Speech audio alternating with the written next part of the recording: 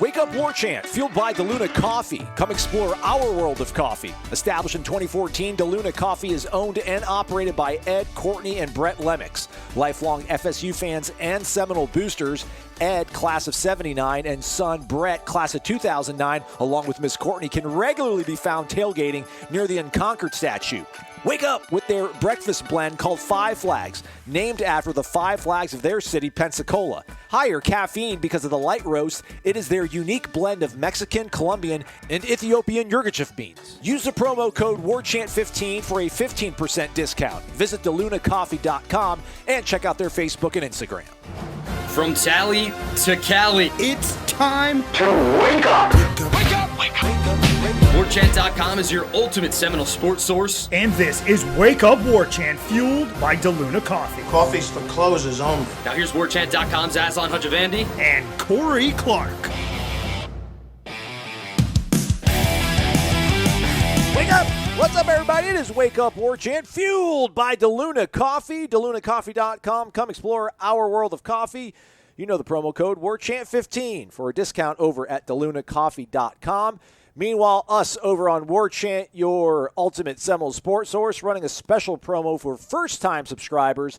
You will get 50% off an annual membership and a $25 e-card to Garnet and Gold if you use the promo code FSU Spring 2021. So go ahead and use it. If you're listening to us on YouTube, thank you very much. Appreciate it. Hit the thumbs up button. And if you're on an Apple device, leave a 5-star rating and a review maybe. I think you can get away with doing the rating without doing the review. But obviously, Corey, we want it all, right? We want it all.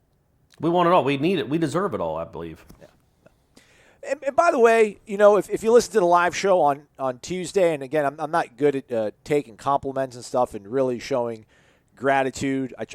But I am. I really am. You know, Ed and his son and his wife, they run DeLuna.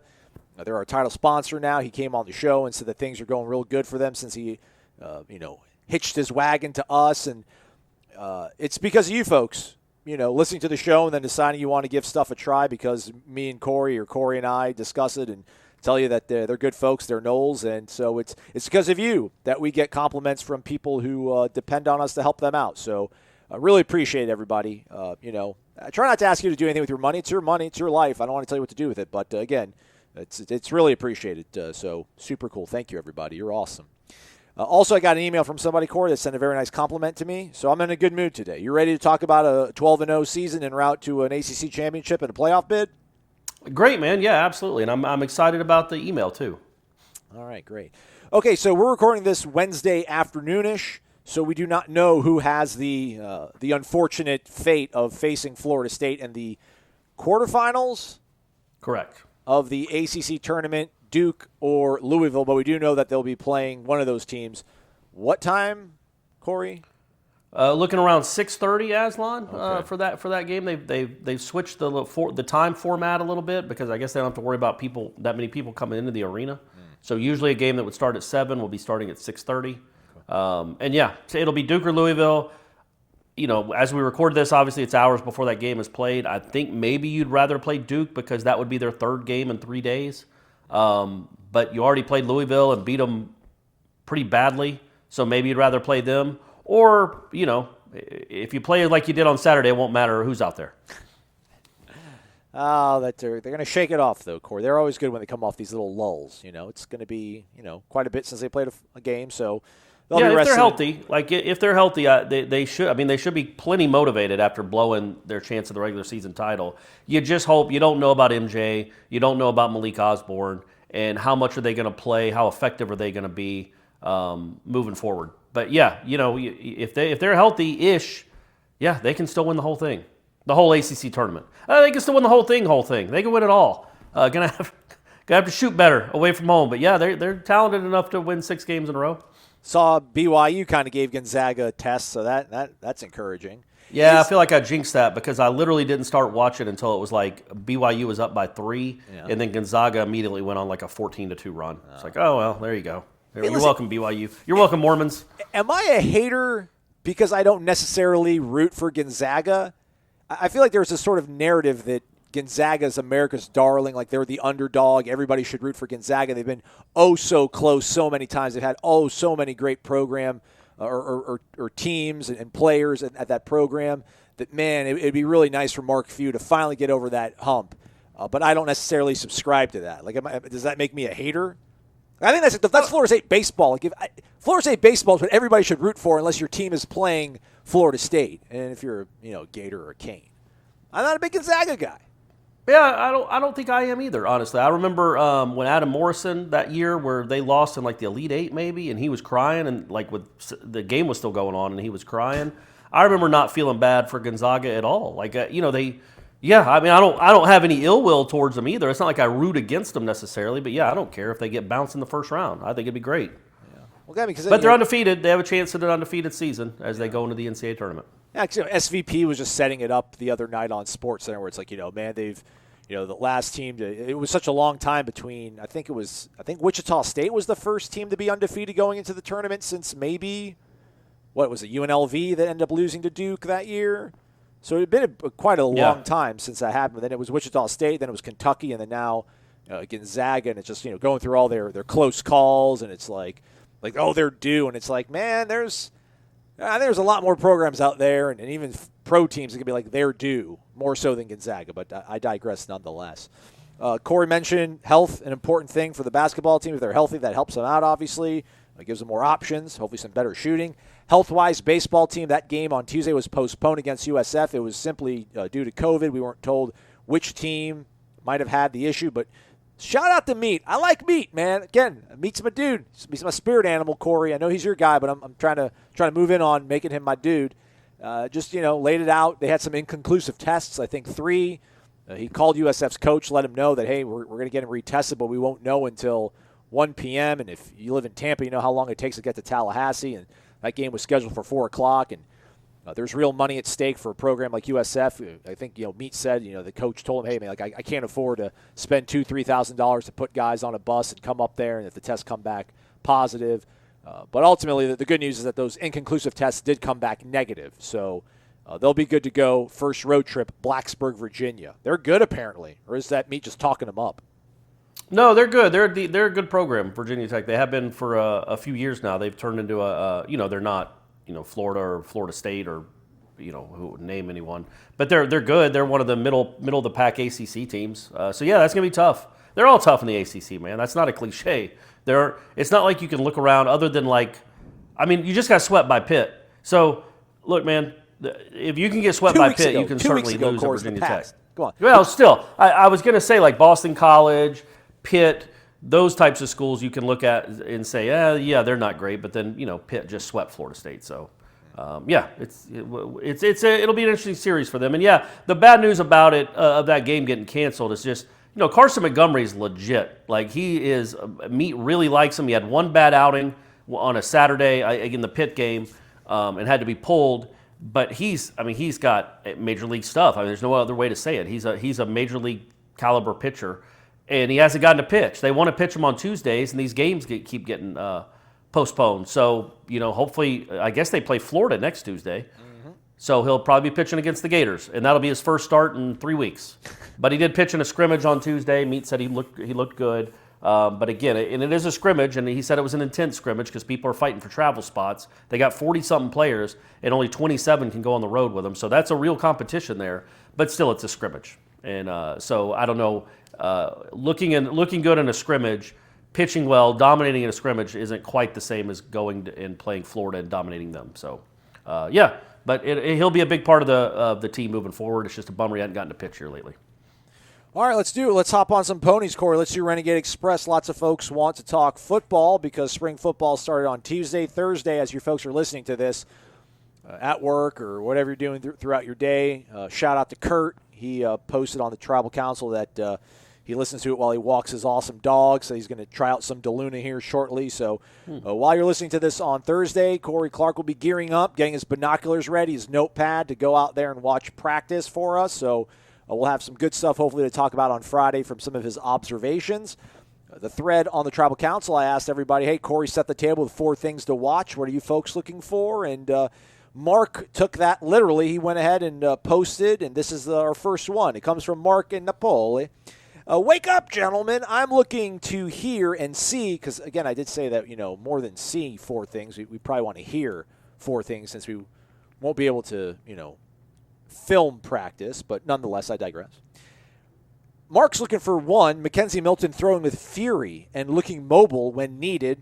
2, Parchment making a splash at wide receiver. So you have to wait for Summer on that one, Mark. He's not here yet. And at least 2 others stepping up to be reliable targets for Milton and or Travis. 3, the pass rush returning to an acceptable level for FSU. And 4, the secondary not only deep in numbers but deep in talent, competently covering short and long yardage throws. That's it. That's all I want. If we see those 4 things, FSU will be vastly improved in 2021. Oh, and Corey, Oswald didn't do it. Look, here's the thing about that. Great points, Mark, all, except for the last one. I think he had something to do with it. I don't know that he could have theoretically gotten all those shots off in that short amount of time from that distance. But I think he had something to do with it. That makes sense, Aslan? You know what I mean? I don't think he was just innocently walking down the street and happened to kill a cop and then ducked into a movie theater. Like, there was something going on. He was part of it, but I don't think he was the only part of it. Yeah.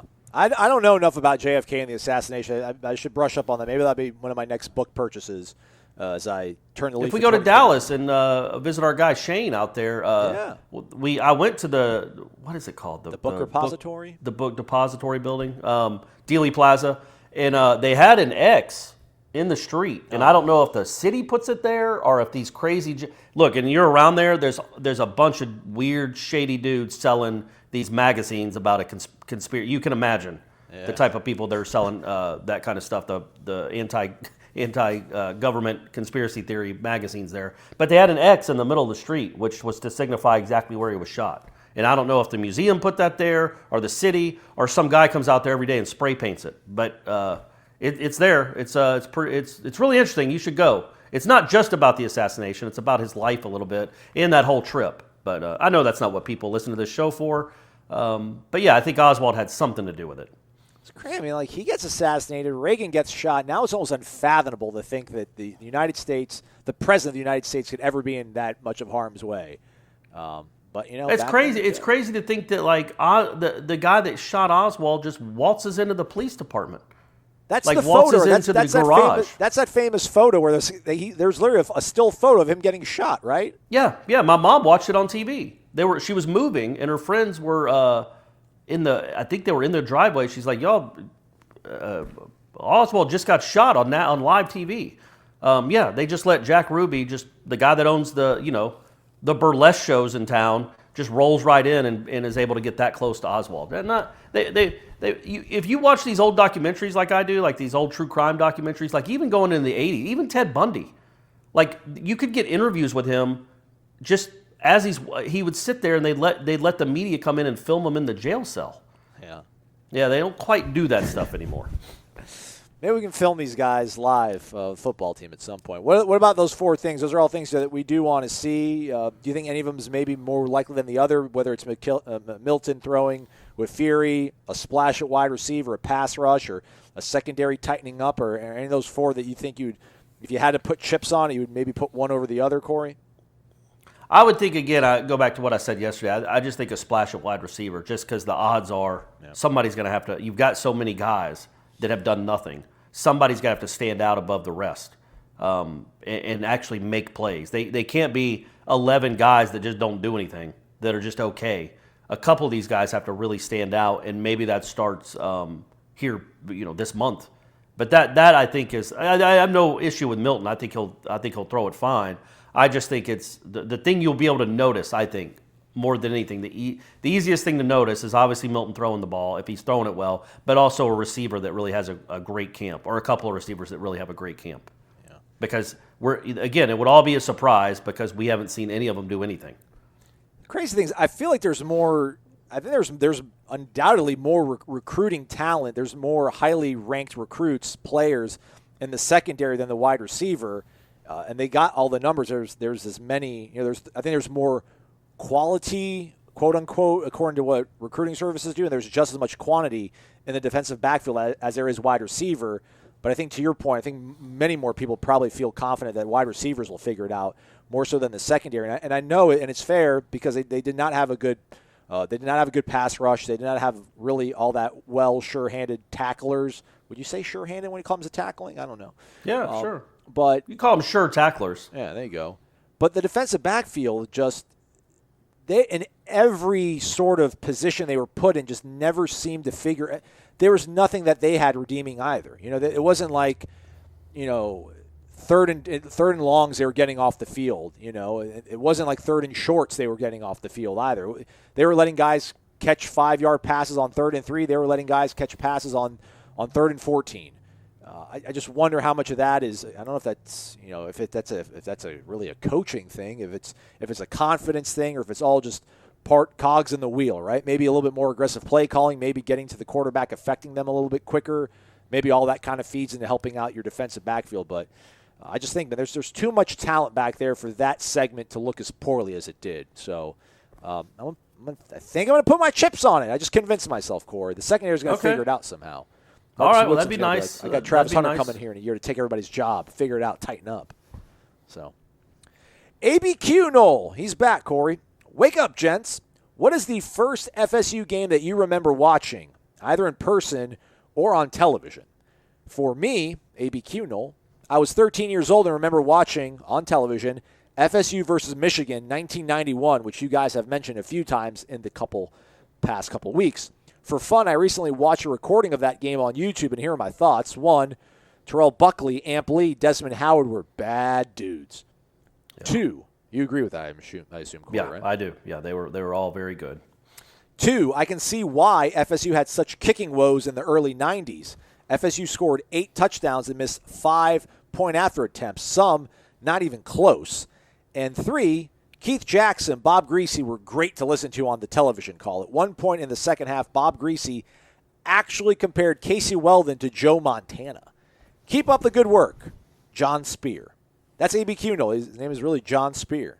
Okay, all right. I like that he signed manager. It. Yeah.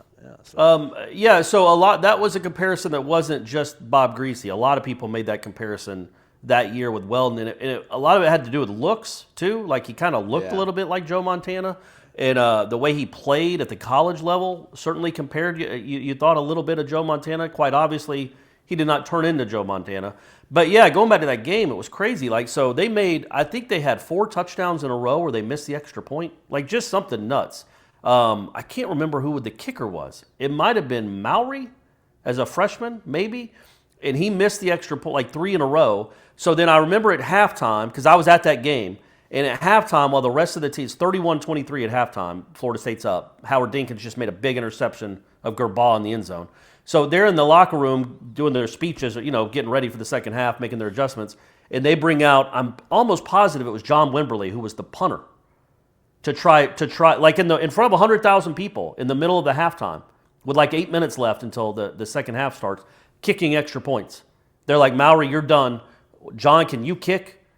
And so he came out, and I think he kicked a couple of extra points maybe. He might have made one. But their last touchdown, if you think about it, I believe they had like a 16-point lead. Or if they had 13. I got the box score up here. Dan Mowry was the kicker. Yeah.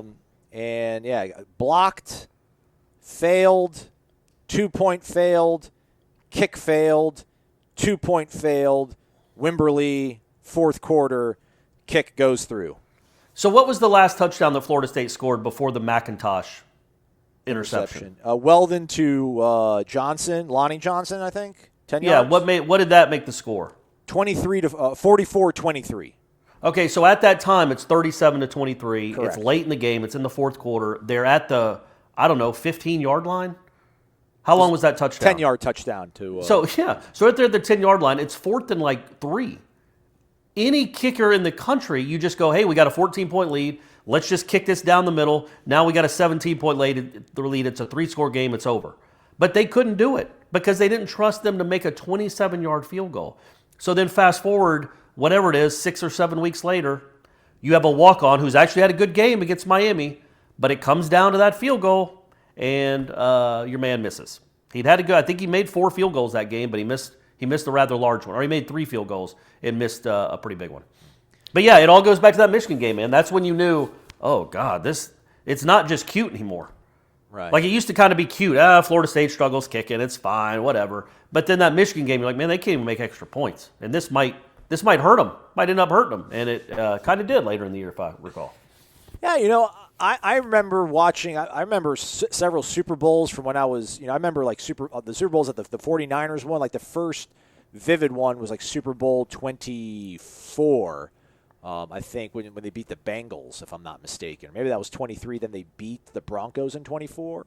But like I remember those games. I remember watching NFL football. I never really remember watching college football until the 91 season. I don't know if that's because I moved. And for some reason, people talked about it much more at my elementary school because my 4th grade teacher was a Florida State alumnus or alumna. She was a woman, and she went to Florida State, and she was just talking about how this is Florida State's year. They're great, in the Michigan game. This is going to be the biggest game. And I remember betting a kid at like lunch. I'm like, oh, Michigan's going to win. I'm like, Michigan's like, Michigan's a big boy school. And then that's like when that was the first time I've ever watched Florida State, and I'm thinking like they're awesome. Like I want to be part of this. This is great. But yeah, I mean to your point, I guess you talked about it used to be cute. Like I don't remember being 7 or 8 and watching college football at all. But for some reason, like I remember 1991. Like I remember watching that game. I remember everybody talking about how big of a deal it was. Was Florida State like preseason 1 going into 1991? Yeah, they had finished the year 1990. They had lost 2 games in the middle of the season, 1 to Auburn on some fluky nonsense, or they would have won the national championship that year.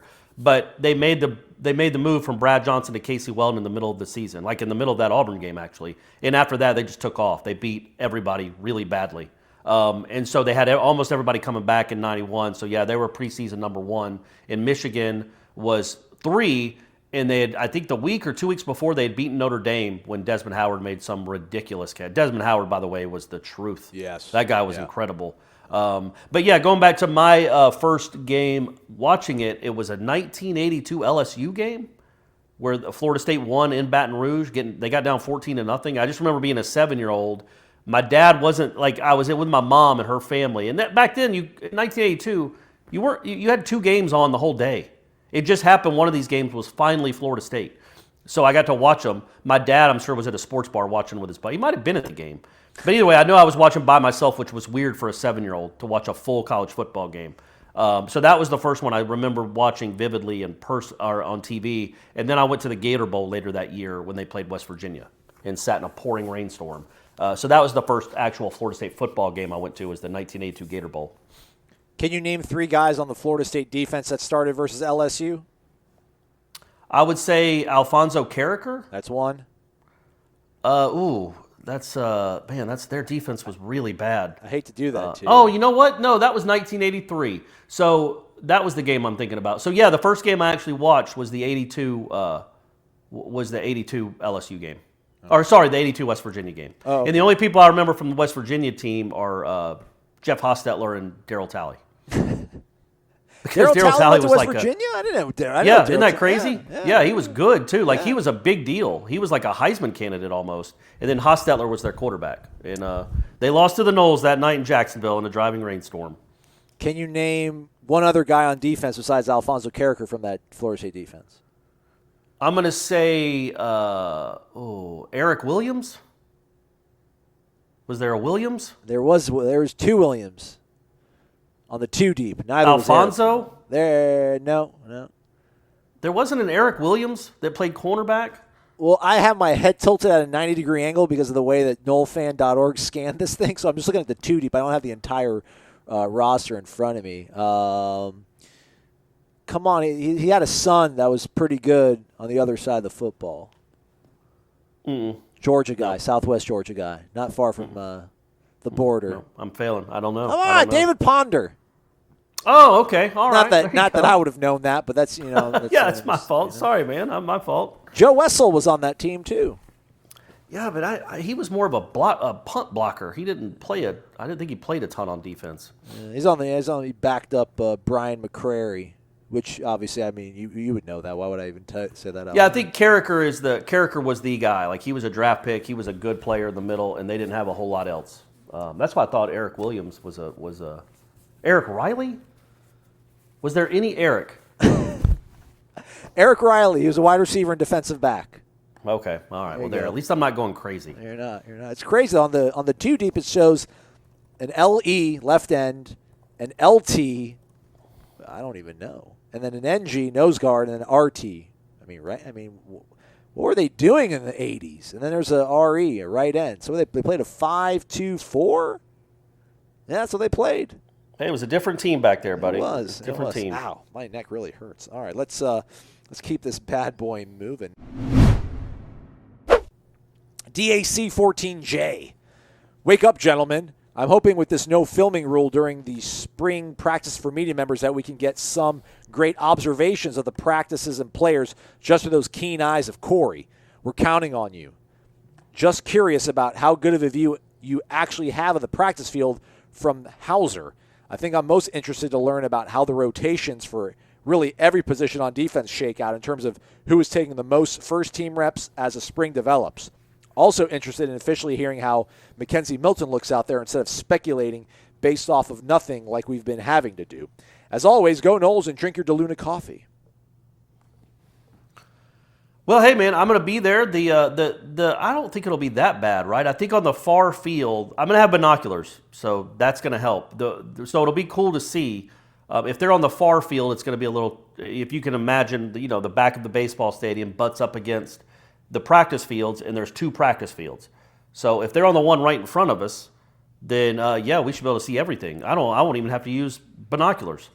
But that's probably not true. I need to use binoculars to drive. But the second practice field away from us, that's going to be tough. That's why Aslan's going to be you're going to be on Pensacola, right? Or you're going to be on Stadium Drive. Yeah, just dangling off the end. Dangling from the highway, and you're going to be there watching from that angle, or just driving back and forth. Slowly.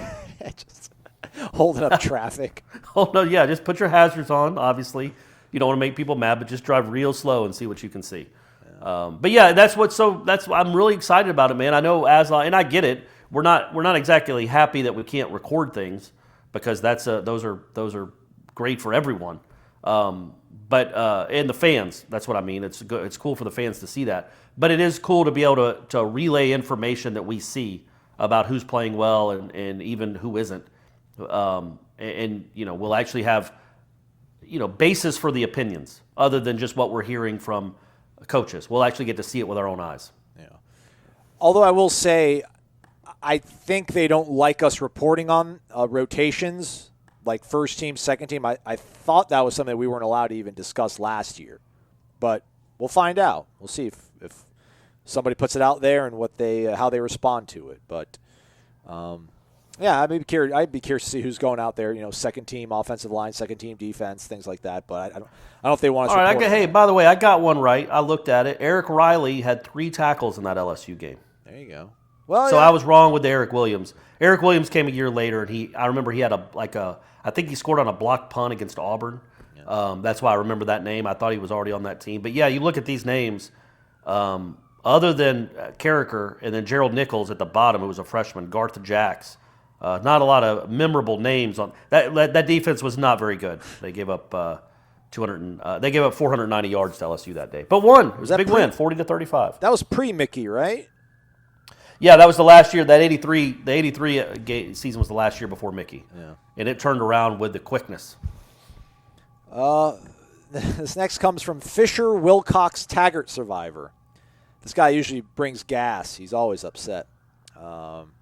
He wants. I'm just kidding. He's a nice addition to the community online on the tribal council. There you go. Well said. He wants to add to Adam's list of 4 things to watch for. He's like, can I add a 5th? 5. No fat, sloppy offensive lineman with A, big boilers, big, soft, puffy arms, and C, droopy butts in sweat-saturated khaki pants that look like wet, soiled diapers and always frantically gasping for air. Can we add that? That's certainly something they'll probably look for. I don't know that they want them looking like big, soily babies. That's probably that might be one of their. You know how they have the goals in the meeting room? Yeah. That you check off each week? Maybe that's one of them. Like, don't fill up diapers. Don't have soily britches. That could be one that they check off each week with the offensive line. Look, man, we'll see, right? Now, we'll get to actually see what these guys look like in pads. I think there's been a transformation, sure, but again, Aslan, you would know more than I. You work on your body all the time. It's your passion. Right. How much can you really do in 4 months? Yeah. You know what I mean? It's been 4 months since they played. The transformations we're looking for when you want to see what – I know it helped with Landon Dickerson. He did it in 4 days. But most people, it takes a long time to completely transform the body. But from all accounts, they're going in that direction. They seem to be going – even our man Jalen Goss might actually look like an offensive lineman. Yeah, man. Yeah. Instead of a 4x1 sprinter. Right. Yeah. He might look like an actual offensive lineman, so that'll be encouraging too. Yeah, why is there a tight end wearing the number 60-something? That's weird. Yeah, right. So, I think we'll see a step in the right direction. But I think ultimately a lot of those guys, I don't think Brady Scott's going to go out there looking like Tony Mandarich or anything, unless he's experimenting with things, which I'm not advocating. But there might be some other teams that do, and it seems to work out for them.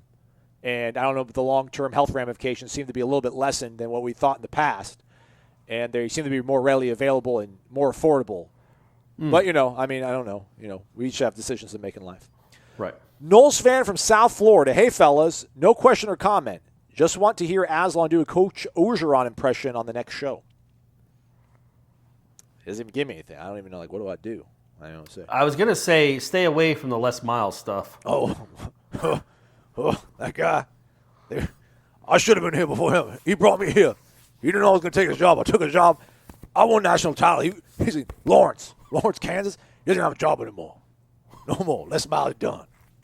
It's a little too cagey. That's good stuff, buddy. I haven't heard him talk in a while. I got to hear him talk. That's still good, though, man. That's on point. That's about as well. I'm sure there's somebody in the country that does it better, but not many. Not many, man. That's right up there. That's an elite impression. Oh, hope they don't climb all that well in Tallahassee. A few more years. Norvell. Mike Norvell's going to have them turn around, and we got to play them in New Orleans. And Corey Clark, I'm going to give him some etouffee, maybe some okra. Take them down to Lafourche Parish. When did we play LSU? 2022? 23? Yeah, but they don't open the season with them now. Remember, they're playing DeVry. Who did they schedule? North Alabama or something. I don't know. Actually, I don't even think it was that. It might have been North Alabama. You're right. Yeah. At least they don't open with LSU that year. But that's in New Orleans. Yeah, it's a New Orleans Orlando thing. I think, right? It's yeah. Okay. Well, whatever. I'm down for it. Souza _ZP. It's Zach. Wake up! Happy spring practice day, boys. Ready for the fire content this month. Keep climbing. Flex arm emoji. Aslan, I should change my name to Cape Coral Knoll next month since I'm moving soon. Drinks on me when you're in town. LFG. Let's foster goodwill. Absolutely. So Cape Coral. All right. I think I actually saw Zach, post another thread about, hey, where should I hang out? And a whole bunch of Noles on the tribal council were giving him all these tips and sort of inside advice of where to live and where to go. Boca Grande, I guess one of our guys on the board goes out of Boca Grande if you want to go slay some cobia. That's what you slay when you go out into the bay, right, Corey? That's the only thing I slay. That's the only thing I even fish for. Yeah.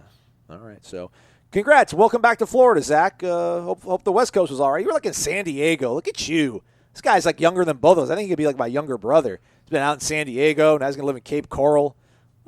Live it up, guys. Live it up. How far is Cape Coral from where you grew up? I think Cape Coral is like Fort Myers area, if I'm not mistaken. Like Naples, I think it's Southwest Florida, so probably like 2.5, 3 hours. Oh, all right. Okay. Yeah. Gulf Coast, though. Gulf Coast. Best coast. Noles 6. Wake up. What's up, Corey and Aslan? So after hearing the interviews after day one of spring practice, I am very excited to see how we build this year. Recruiting is hot. Guys bought in. Coaches focused. Haven't had that combination around here for a long time. Can't wait for football. BTW, that means by the way.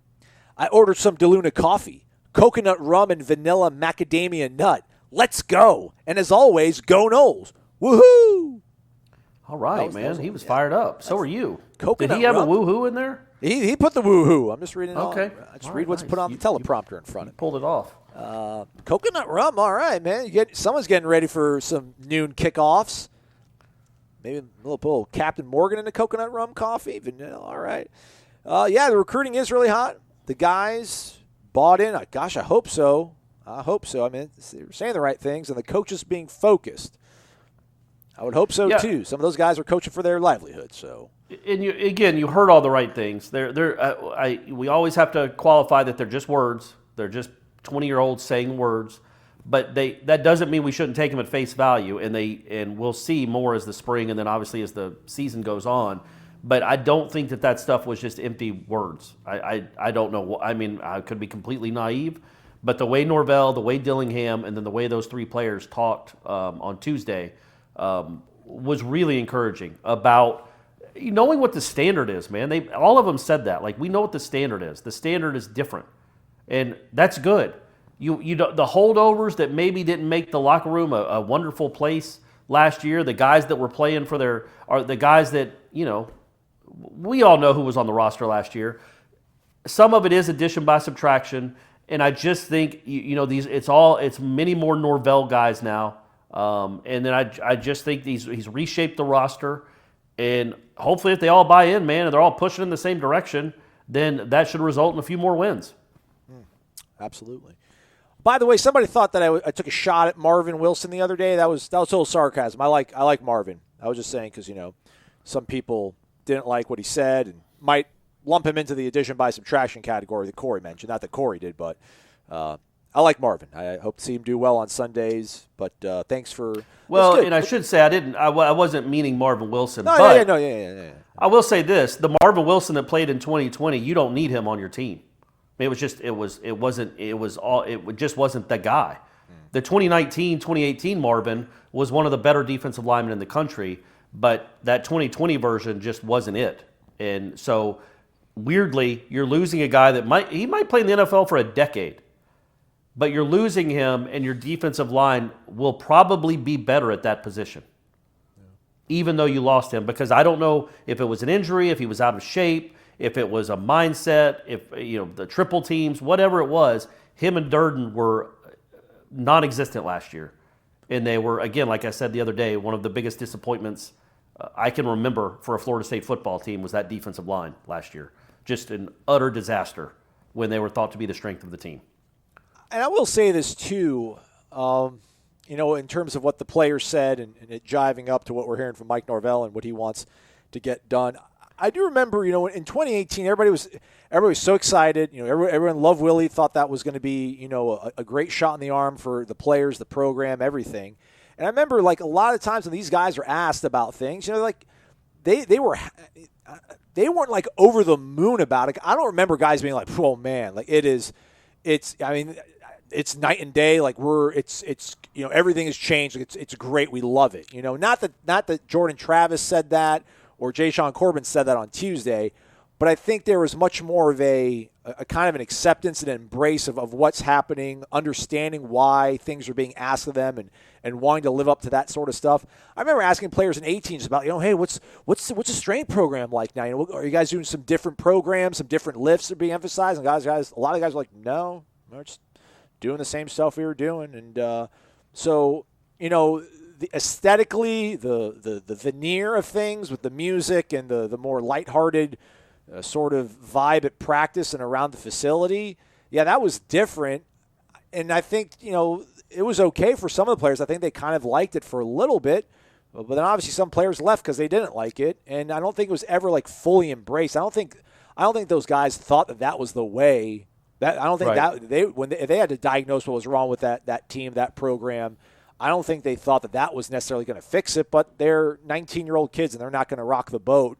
They're going to go with what the coaches are telling them to do. I just never remember really full-throated endorsements that, this is headed in the right direction. At least not to the degree of, I think if you read between the lines of what you could glean from Amari and Jay Sean and Jordan on Tuesday. But that's just me. Gator 188. Wake up! It's Gator Kirk, everybody. Springing forward, gentlemen. Which is it? It's this weekend, Corey, right? The clocks, I think. Is that right? Are we springing ahead? I think. Can we just stay? No, man. Come on. I want it to be sunny till 7:30 in the evening, man. No, I'm saying once we spring ahead this year. Oh, can't okay. we just stay and forget the falling back? I mean, let's just forget it, man. Nobody's making us do it. Yeah, I'm with you. Can't we? No, who likes daylight? Who wants to get an extra hour of darkness? Who's it helping? Nobody. Come on, man. Let's go. That's going to be my plan. I'm telling you, when I run for Congress, I'll probably start state Senate level. But when I run for Congress, I'm going to be running on the platform of we're getting rid of daylight savings time. And I'm getting rid of the charge call in college basketball. Those will be my 2 campaign slogans. That's what I'm going to run on. And I'm going to win in a landslide. Yeah. Nobody cares about daylight savings time. It's just like, oh, golly. It just got dark. I just had lunch and now it's dark. Nobody likes that. I should look this up, but I remember always thinking or hearing that the myth was that this was like to help out agriculture, like to help farmers right? back in the day. Yeah. But it really isn't. I think it was actually something like around the war effort to like lessen the use of maybe like certain, I don't know, commodities that were limited in the war. So it was like, all right, we'll just make it darker earlier in the day so that we're not using as much like electricity and things like that. Oh, all right. So, but I should look it up. Maybe I'm sure somebody's That's looking all it right. up I like now. the speculation. I like the speculation better. Yeah. It's a good. It sounds good for me, man. I'm going to take that as gospel. What you just said. There you go. Gator Kirk says the Tennis brothers were indeed Bob and Mike Bryan. Thanks for providing the best Nole coverage around. When do you think the new team members will get to experience that honey fried chicken? Have a great morning. Be a delunatic and keep grinding. I think that's every Friday, right? I would think. Yeah. I don't know. Actually, I don't know. Maybe the new nutritionist has changed it up, but the Fig's still open, I think. So the Fig is the dining hall inside the Moore. So I would think they're still able to go in there and chow down. For now, it's the dining hall. It'll soon be an inside-outside petting zoo. But for right now, it still remains the dining hall. And yeah, I think they're still getting I still think the fried chicken's on the menu. And I think every like Friday, Thursday, or one of the days it's fried chicken day. Yeah. So all the athletes know that. So yeah, no, I'm sure they've already had it. Should be Friday. Friday fried chicken. Friday. Yeah, Friday. Yeah. Honey. There you go. Honey Friday chicken. Honey Friday. Let's go. Corey Clark, man. Just full of all these ideas just overflowing out of your brain that you don't even realize. It's crazy. I don't know how to keep them all in. Like an ATM just spitting out money all the time. XDQ004, he's an Omega man. He's flashing that Omega. Wake up!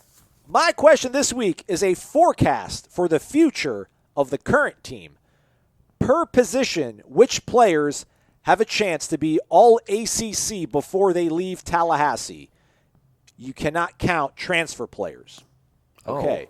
Oh boy. He says the potential to be All-ACC before they leave. His picks: Chubba, Toafili, Destin Hill, Jackson West. I'm glad I'm starting that already. Robert Scott, George Wilson, Robert Cooper, Amari Gaynor, Damori Tate, Hunter Washington. All right. Okay. I might throw Schrader in there too. Oh, okay. On the line. Maybe even Morty Smith. Oh, yeah. I think both those guys have chances. They're still just freshmen this year. Yeah, man. And they were pretty good or apparently they were pretty good as true freshmen last year. We didn't get to see a ton of Schrader, but man, I'm trying to think of people on defense. You know what?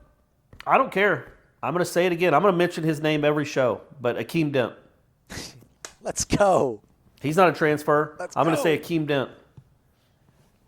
I just wonder, defensively. I mean, we're just saying like they're going to make like even honorable mention or third team. Well, they make a team, first or second team. Okay. Well, no, I think for the question that he's asking, the premise of his question, I would say it's probably first team All-ACC, not just you got a few votes. So somebody that could really stand out and make a first team All-ACC. Oh man, maybe Byron Turner. I know that's a guy that Langston liked a lot coming out of New Orleans. He's already got. Did we see anything from anyone last year? Yeah, defensively. Or period. Maybe other than those linemen we named, and Toafili, I guess. Toafili, yeah. Did we see anything from anyone that's not that we would project them to be All-ACC? No, I mean you can like what Steven Dix did, but I mean you can't say that you think that he's on the road to being All-ACC or all. I think Gaynor's not a bad pick. I don't think Cooper has a chance. He's not gonna. He's been here 3 years. He's averaging about 23 tackles a year. He has a role. I'm not saying he's not good at what he does. He's a space eater. But to make an all-ACC defensive line, you got to put up numbers. And I just don't think he's going to put up the numbers that would be required to make a team like that. But a gainer maybe if they can find out where he fits. He said yesterday that he's playing Will now too. So he's playing middle linebacker as well. So maybe he fits there and shines in at that position. So I just hope they find some way to let him loose. And we need to get Fuller on the pod. Because when he's like, I'm playing on the inside at Will, and I'm like, I thought Will was like weak side linebacker. Like, well, how would you play in the middle on that? But I don't know how the machinations of the 4-2-5. But yeah, that's true. He did say, I've been playing inside. They moved me to I play Will some. And I'm like, well, yeah, you're right. When you only have two linebackers, maybe it's Mike Williams. That's what they call the position. Or Will, you know what I mean? Like, yeah. Maybe they don't have a Mike anymore. Right. So who knows? What's the quarterback even going to say when he comes to the line of scrimmage? Yeah. 33's the Will? 33's the Will. 33's the Will. 33's the stud. 33's the stud. Oh, man.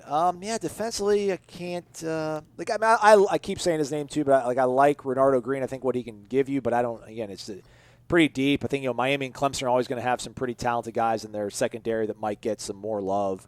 I got one more for you I just thought of. Yeah. Travis J. Okay.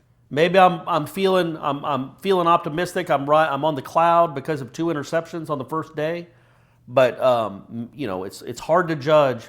I know he'd been here the year before, but a guy playing his first year that was hurt. It wasn't 100% healthy, and just write him off and say, I don't know if that's going to fit. He might be awesome. So he had a crazy interception last year, and he had 2 in the first spring, so maybe he is that guy. Dark horse, maybe Corey Wren as a returner. If we see his speed on display at some point. Yeah, man. Yeah, that's what this coaching staff's all about. I want to see some kick returns for touchdowns.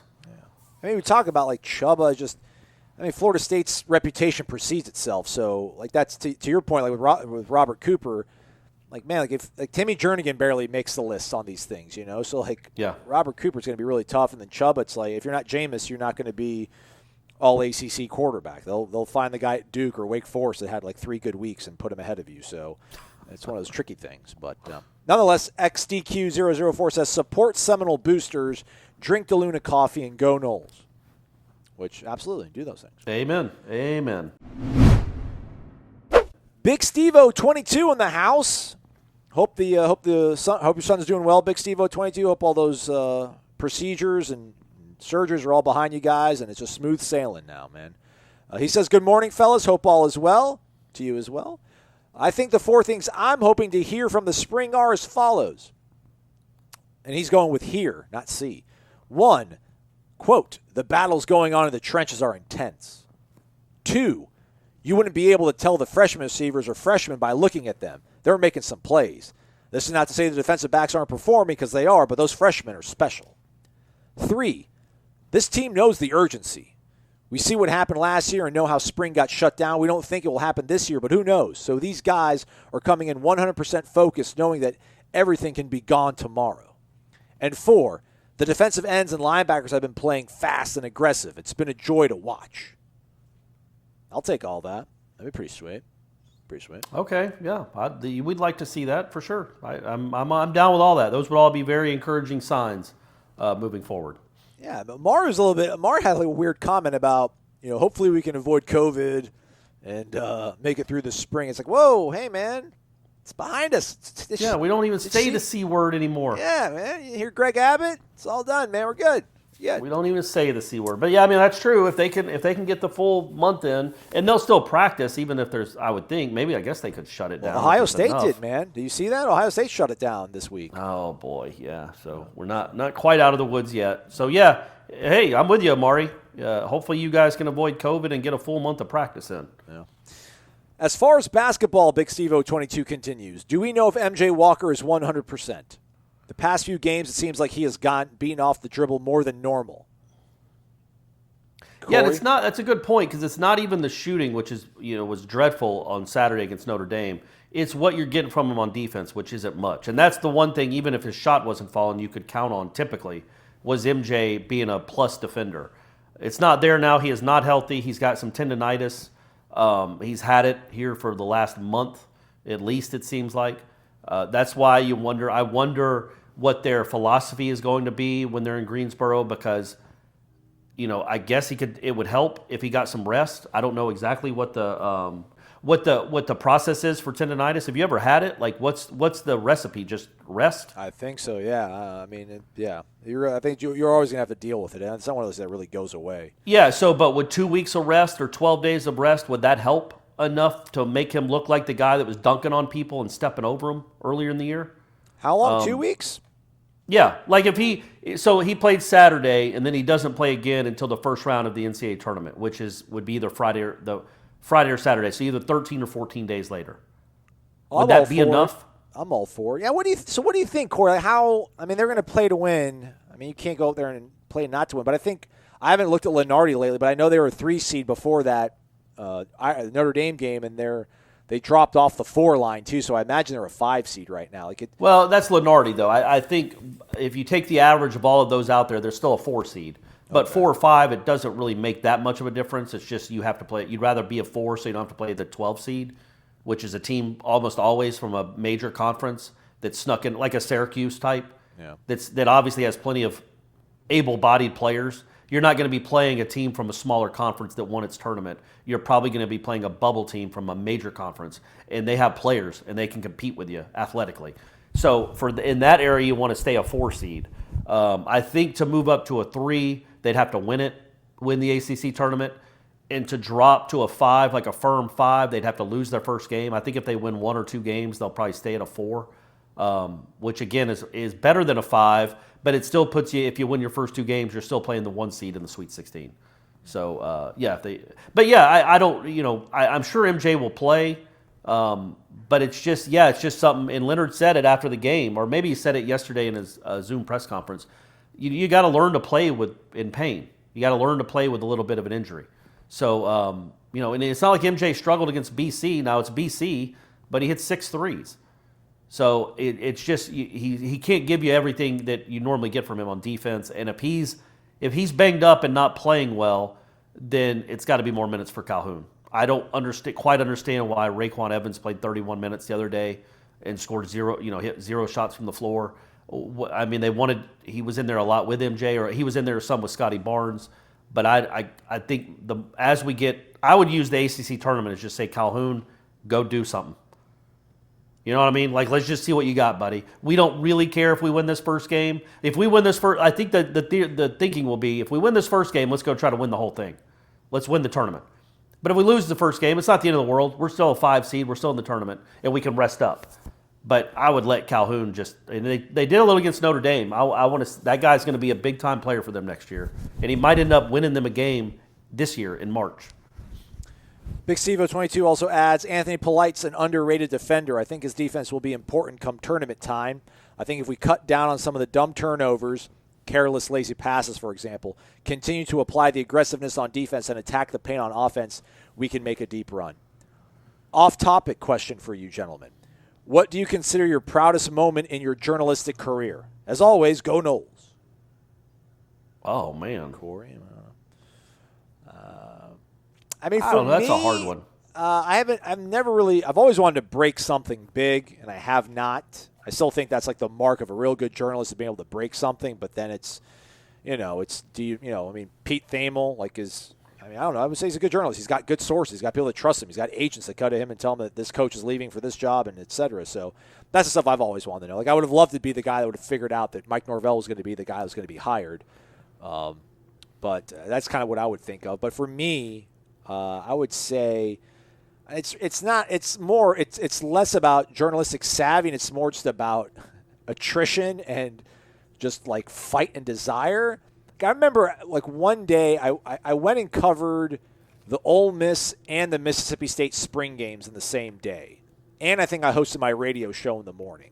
Just grinding. That's what I woke up at grinding. 6 a.m., did a radio show for 2 hours, drove to Oxford, filmed the spring game, did the post-game press conferences, filmed the stand-up to wrap everything up, drove the hour and a half to Starkville, got there in time for the second half of their spring game, filmed that, did the press conferences, did another stand-up, edited all that stuff, sent it back to our weekend guys so we could put some of it on air. So that's the kind of stuff. Like our Friday night football show, those, I would wake up at 6 a.m. We'd have a 7 a.m. Jamboree or pep rally to give away a Player of the Week award at a high school. I would do that. I'd pre-produce the show. Would do a 6 o'clock. I'd do a live hit somewhere from a Sonic drive-thru because they were our sponsor. Then I would go and film 3 games. I would come back, edit those 3 games, do 2 of them for the 10 o'clock sportscast, put those into the Friday night football show, and then we had 5 photographers that would come back, and I would edit 3 of their games because they just weren't fast enough, and I'm it's just going to be better on air if I edit the game because I'll know everything that's going on. So I would do that every Friday night. I put my heart and soul into high school football, which was crazy in hindsight, but I loved it, man. I loved every minute of it. So it was, and then I'd wake up Saturday morning, do a 2-hour football show. Then I would drive to Oxford. I would drive to Starkville. I would drive to Tuscaloosa if they were playing out there. Yeah, the grind of football season, that stuff. And then you see kids now on Twitter just be like, oh my gosh, I just filmed 3 games and had to edit them and then anchor the show, and I gotta do a basketball game tomorrow. It's give me a break, kid. Shoot, You tell them. You tell them, old man. Yeah. You tell them what it used to be like back in the day. I tell you. I had to call in stories my first job. Yeah. There wasn't, the only way I could send the stories, we'd have to find a fax machine. Because you could have a direct access, because usually at these schools, you'd have to dial 1 to get out, and the way the computer was set up, there was no way to do that, to dial the 1 and then the area code, it was a long-distance call. So the only way it could be a direct connection is to go find a friggin' fax machine. And as you can imagine, on a Friday night in a school that's shut down, the press box, it's hard to find fax machines. I'd have to go into assistant principal's offices and all that. But no, so it was just a nightmare looking back on it. It's crazy and it was worse before I got there, before the internet. I don't still quite understand how Steve Ellis posted stories. I don't understand how it worked in 1988. What did you do? I really still don't quite get it. But I don't know, man. That's a hard question. I would say when it comes to the pride, I'm not trying to sound like a big baby or too sentimental, but it's like this. It's like this show. It's what this show has become. I don't know if you call this journalism necessarily. It's a form of journalism. Yeah. But the things we do on these live shows, the things we'll be doing on these live shows, it just I don't know. It's it's become a bit of a family. It feels where we have. I know we have a set few callers that call all the time, but it does seem like there's this wake up war chant. I don't know, this tribe, dare I say. There you go. And it's just cool to be a part of that. It's cool to be a part of that. That people seem to enjoy it. And I would say that. I would say my times being the beat writer for the Florida State team at the Democrat. I do think we did a lot of really good stuff when Ira was when Ira was the columnist and I was the beat writer. We did a lot of really good stuff, and those were some great teams.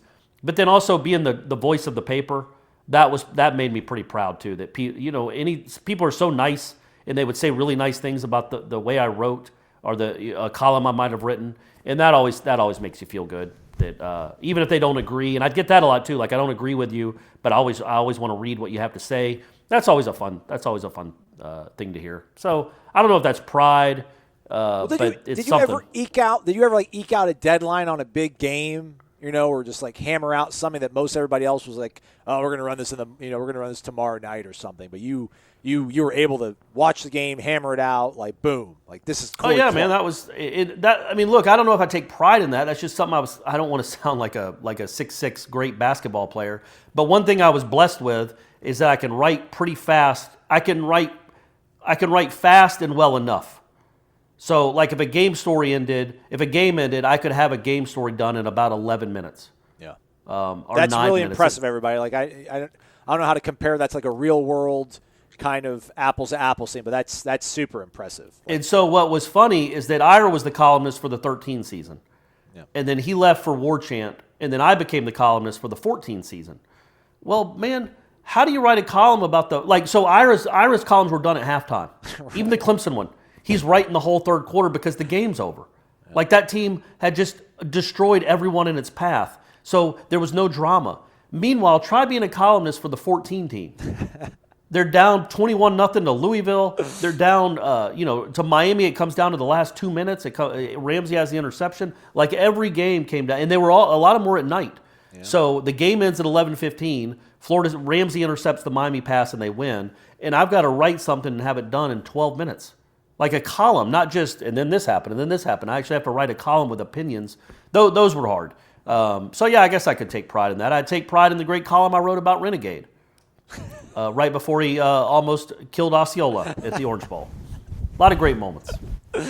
Last one, Tennis Ump, who is the real deal. He's an umpire for tennis. When I first did the matches of the tennis brothers, Bob and Mike Bryan, you had to remember Mike was a righty, Bob was a lefty, so you didn't get them mixed up and serve out of turn. I actually wrote it on my scorecard in the beginning. So there you go. Look at that, man. Okay. We know people, everybody. Man, that's crazy. I got an email right when we wrapped up yesterday. It wasn't from Gator Kirk because he had just mentioned it too. Where the guy's like, yeah, you were right, the Bryan brothers. So yeah, it's great that I know so much, Aslan. And then Tennis Ump finishes off with, wake up! I just enjoyed a great cup of DeLuna coffee this morning. Okay, actually 3. Good. I mean, Gene says that they make some high octane Java. So Stephanie said that too. Like she goes, man, I can't remember which one it was. Midnight Shift maybe. Yeah. Where she's like, oh yeah, that one packs a punch. Yeah. That one gets you going. It's like you're going from 0 to 60 with that one. All right, what position group are you expecting to show the most improvement during the spring, and why? I mean, again, I keep going to wide receiver. All right. I think, again, they can't be any worse. Some guys are going to make strides. These new guys can, now that these freshmen have had a whole year under their belt, these super freshmen have had a whole year under their belt, and then these new guys coming in with a lot of acclaim, I just think that position group is going to look a lot better than it did at this time last year. I also think having somebody like Mackenzie Milton and a year better Travis, a year better Purdy, a year better Rodemaker will make them all look better. I think the Milton factor and the fact that they're healthy, they've had a year, they're ready to burst on the scene. I think that's we can't stress how bad the receivers were last year. So I think that's the one that will take the biggest jump in the spring. I don't know if this is like a cop-out or I think the wide receivers their ceiling was not nearly as they didn't leave a lot out there. Like I think they tried their hardest. I think they played their best. I think their best just might not be good enough against the likes of Miami and some of the other teams they played. But I just think like the defensive line was capable of doing better than they did. The secondary was capable of being tighter in coverage, cleaner in coverage, but they just, for whatever reason, they weren't. So that's why I kind of give a little bit of slack, I guess, to the wide receivers. If that makes any sense. I want to see the secondary make the biggest amount of improvement, but I don't know if they will in spring. I just think quarterback, just because what Mackenzie Milton is, so that just improves you overall. High tide lifts all ships. Maybe Jordan Travis being a little bit more healthy, he won't be getting hit, so he's going to have a whole month of playing football without having to absorb any damage. He put some weight on, and then Tate Rodemaker and Chubba Purdy both just another year older, wiser, and Chubba also being healthy too. So I feel like they'll probably give that team, better production, better looks, and will put more stress on the defense. So I think we'll be able to see improvement out of the quarterbacks the most. Okay. I would say another one of my proudest journalism moments, which we all can appreciate, is kind of the mountains that I moved to get us to be able to watch practice later today. Right. Yeah. That's, again, when you become – that's years of work, people. Like, I've been covering Florida State sports full-time since 2008. So, and I've been doing it at an elite level, as we all know. So when you're doing something this well for this long, you become a person of power, of influence. And I'm sure it got back to Norvell almost immediately. Man, Corey Clark's upset, man. You got to write this. You got to make this right. And then what do you know? Was it a day, 2 later, Aslan? Yeah. After my whining, we get to watch some practice. Not whining. So, again, I just that was probably my proudest journalism moment. All the work that I put in over the last couple decades in this profession led to that moment where I would have enough juice to say, buddy, you better let us watch practice. Or you do not want to get on Corey Clark's bad side. That's what happened to the last guy that was here. Oh. You know what I mean? Come on, Mike. Come on. And the guy before him, he's gone too. He's got to pet a dog before every game. That's where his life is now because he crossed the wrong guy. So that was obviously getting to my first 1,000 Twitter followers. Okay. That's always a big milestone as well. Thread title didn't click it. ADs Before you start that, sorry. What percentage of people do you think know I was being sarcastic there? What about getting rid of the last two coaches? Well, or just like that I made that happen, that I'm taking credit for it. What percentage of people do you think that I really think that? No, like 5%. Okay, but there are those people out there, right? Yeah. Yeah, there's people. Yeah. Which is funny. Yeah, I mean, your sarcasm is much more well placed and wry than mine is. But yeah, it's like somebody thought I literally didn't like Marvin Wilson or was taking a shot at him, but I was just because just every time his name comes up on the boards, it's like he just gets pile drived on. So I just figured, that's the prevailing wisdom. I feel like sometimes, sure. But it wasn't my personal opinion on him. Thread title did not click it. ADs in college are paid big bucks, and for what?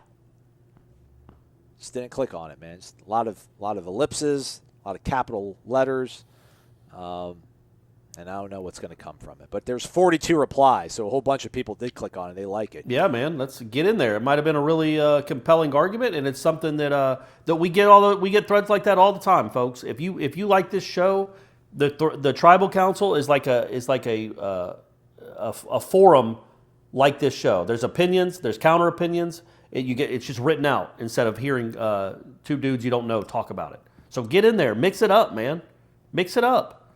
And use the promo code FSU Spring 2021. If you're a first-time subscriber, you'll get 50% off an annual membership and a $25 e-card to Garnet and Gold. That is a wrap for us. We will be back for a Weekender Friday program, which will feature observations from Florida State's practice via our own Corey Clark. So until then, stay connected to warchant.com. Have a great one and drink some of that DeLuna coffee, y'all.